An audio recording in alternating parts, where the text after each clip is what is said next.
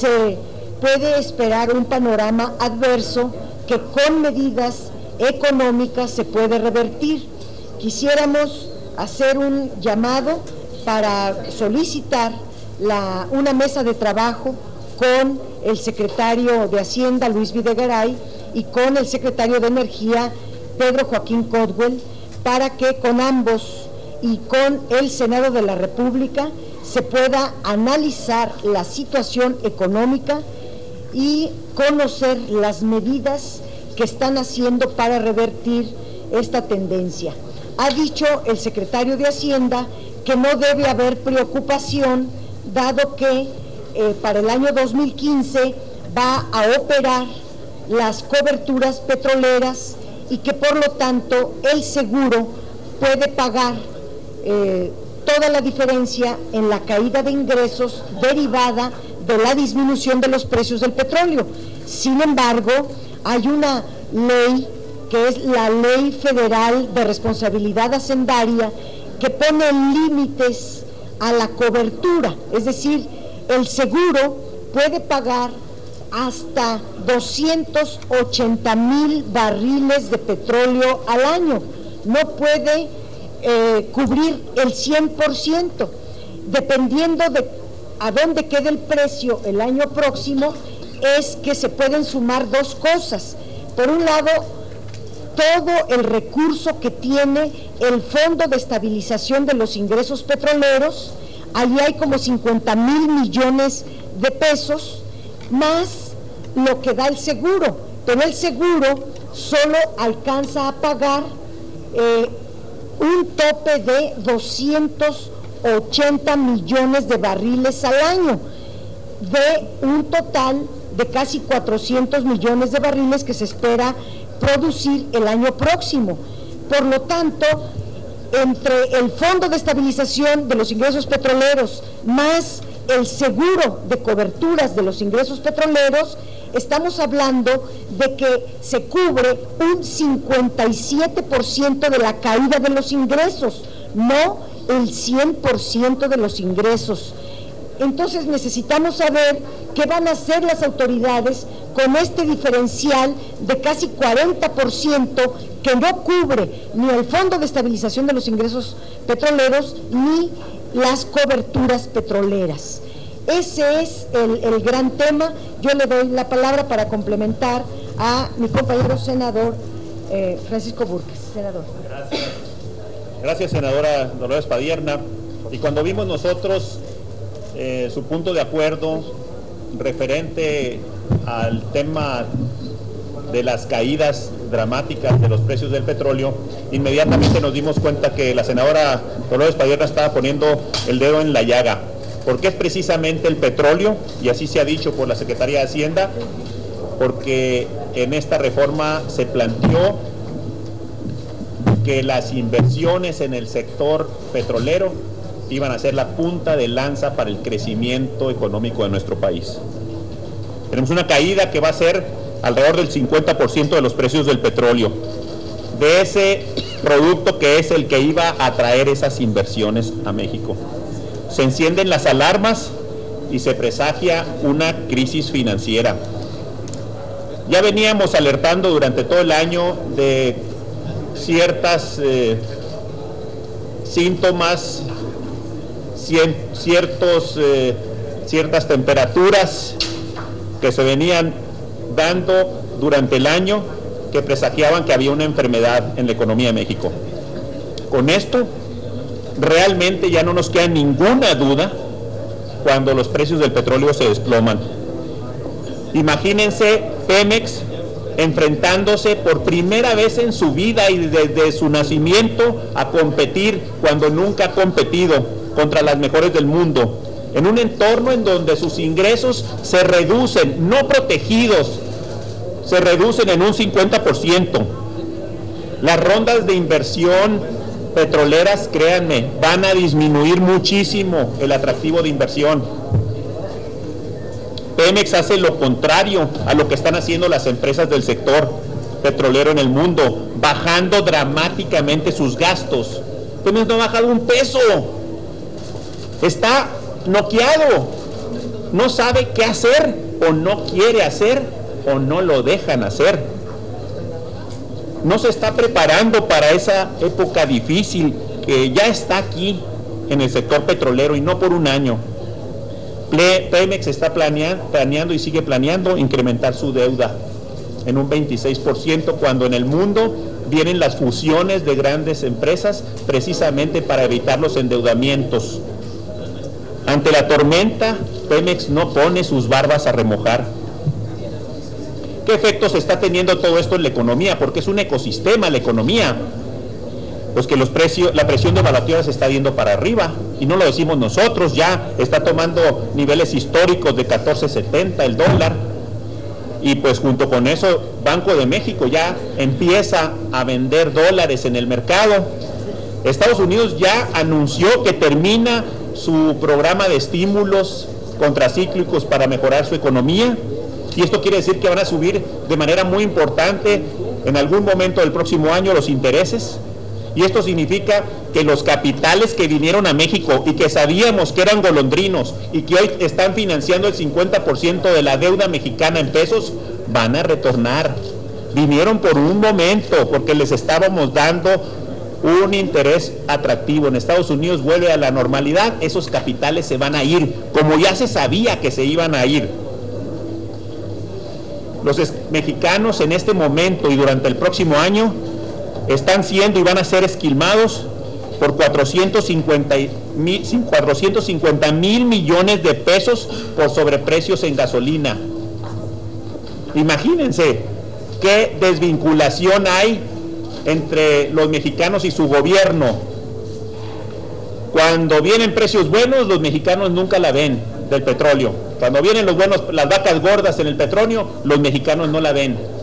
Y ahora que bajan los precios del petróleo en el mundo y que todos los consumidores en todas partes del mundo están teniendo precios al 50% en sus gasolinas, México están arriba del 40% de estos precios.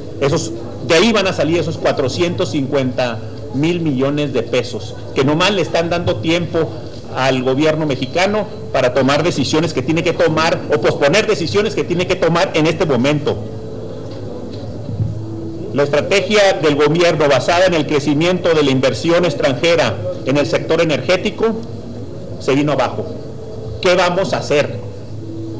Y en esas reuniones que plantea la senadora, pues necesitamos conocer qué es lo que se piensa hacer, porque nosotros simplemente estamos siendo reflejo de la inquietud que se vive en México. En estos momentos de gran incertidumbre, de una amenaza real de desastre financiero, de un nuevo desastre financiero, apelamos a la sensibilidad de nuestro presidente de la República para que se actúe bien y rápido y de acuerdo al sentido común, a lo que haría cualquier familia cuando le bajan sus ingresos, y en este caso en Pemex es el 50% de sus ingresos.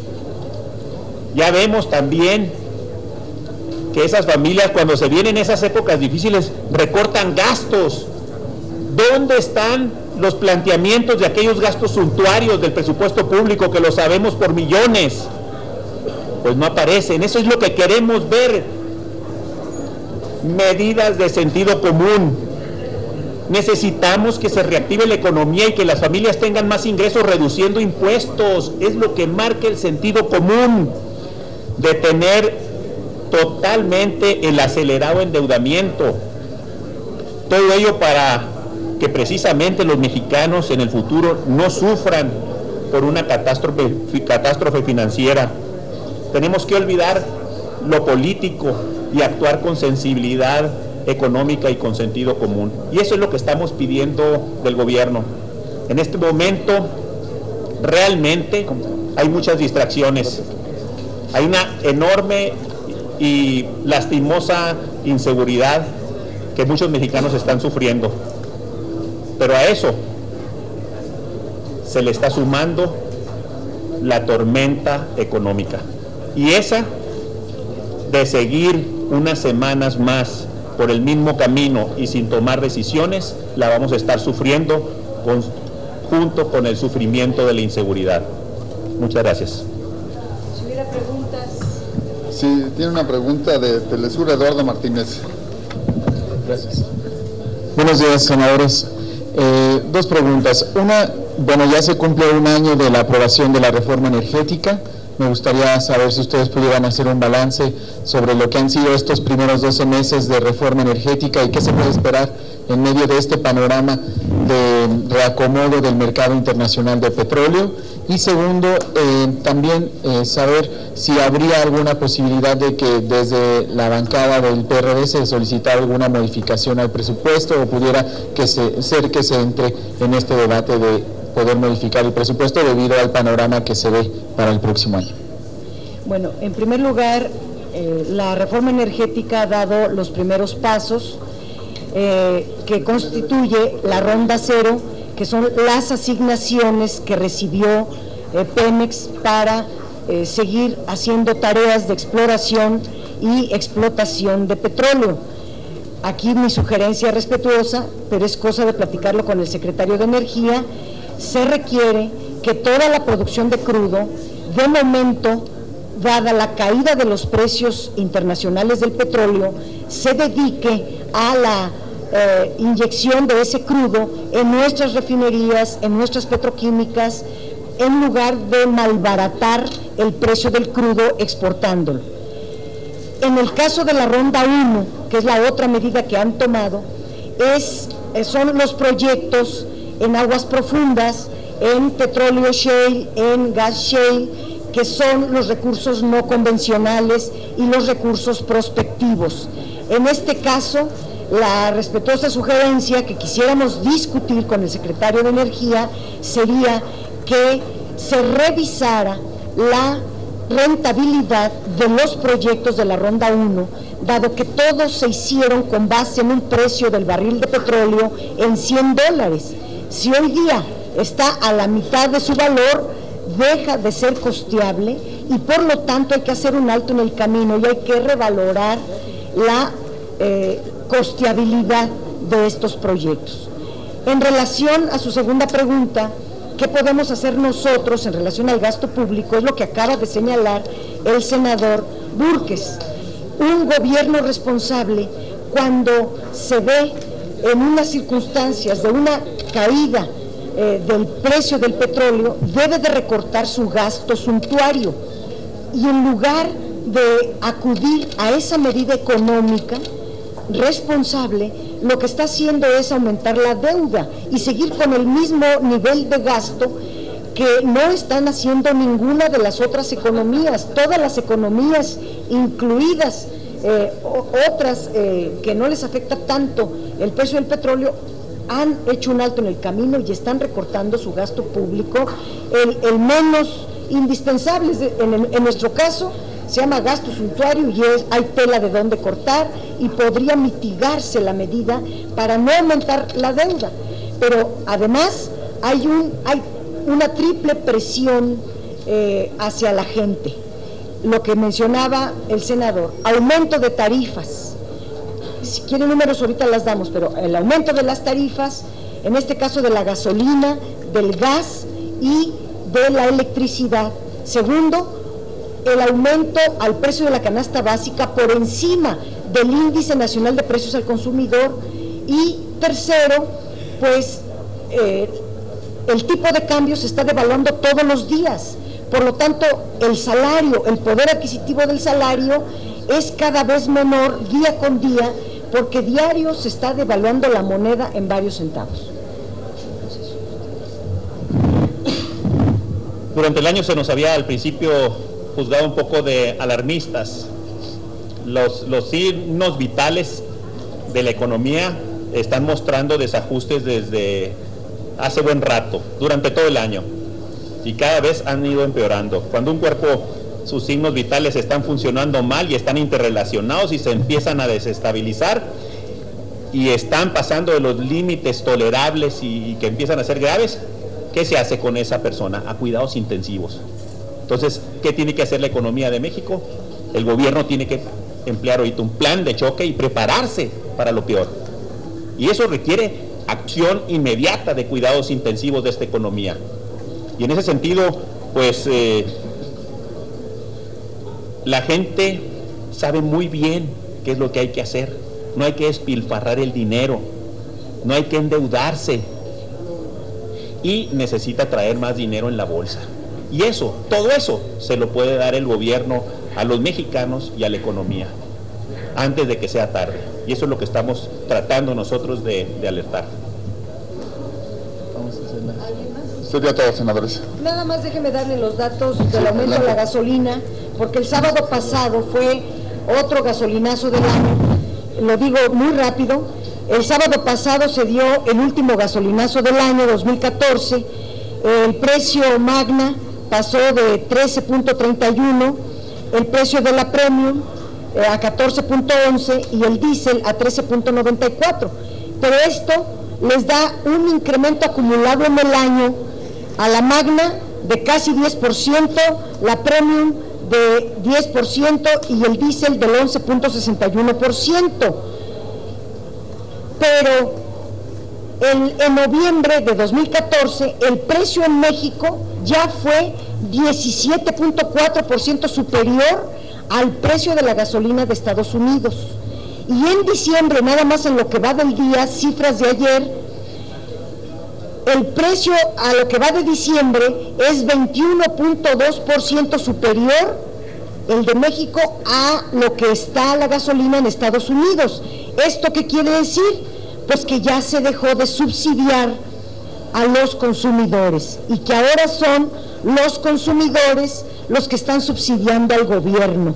Es una triste conclusión que estamos haciendo un llamado a las autoridades de nuestro país para que actúen con responsabilidad. Gracias.